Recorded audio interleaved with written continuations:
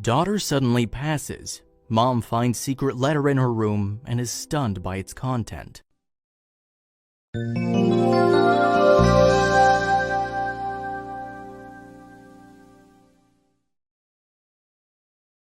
"I'm gonna miss the bus, Mom," 12-year-old Taylor Smith shouted as she shoved her textbook into her backpack and quickly tied her long brown hair in a ponytail. In the meantime, her mother Mary was occupied with cooking breakfast. As soon as 2 crispy golden slices of bread popped out of the toaster, Mary carefully placed them next to a fried egg on a plate. "Breakfast is ready, honey," she called out and watched her daughter munching on the food. This was Mary's favorite part of the day.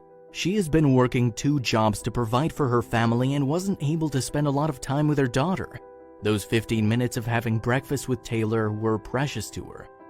After finishing her breakfast, Taylor rushed out the door to catch the school bus. Mary's heart was filled with joy as she watched her daughter wave to her and smile. She felt so grateful to be able to experience such a beautiful thing as motherhood. The Smiths were known as one of the most loving, happy families in their small town. Many people were jealous of the bond and love that they shared and wished to have a family like theirs. One day, Taylor woke up with a minor flu and cough. Her parents didn't think much of it at first as her symptoms weren't that worrisome.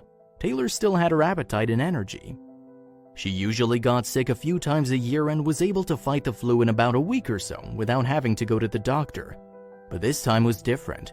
For some reason, she wasn't feeling any better.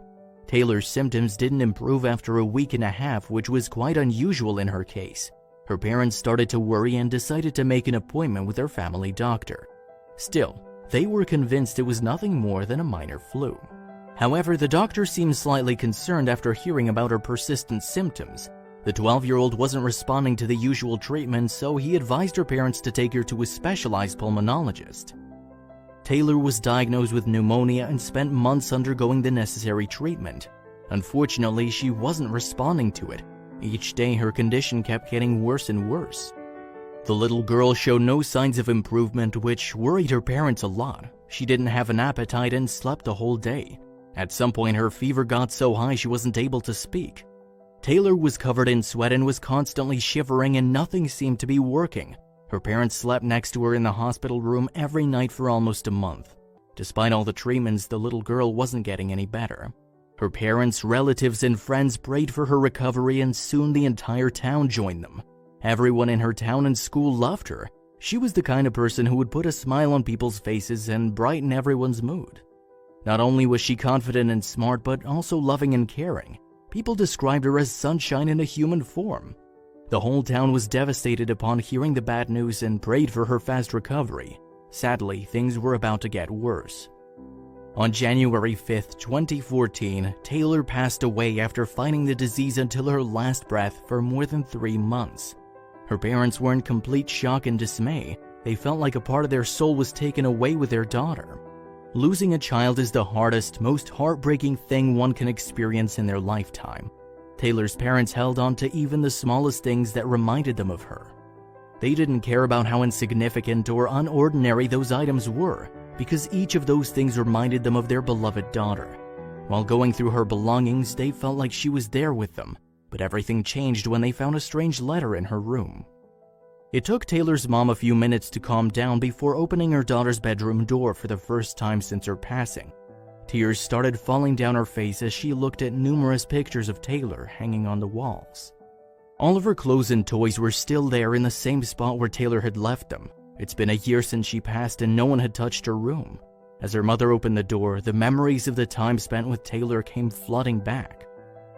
It was an emotional moment for the whole family, but they knew they had to go into her room eventually.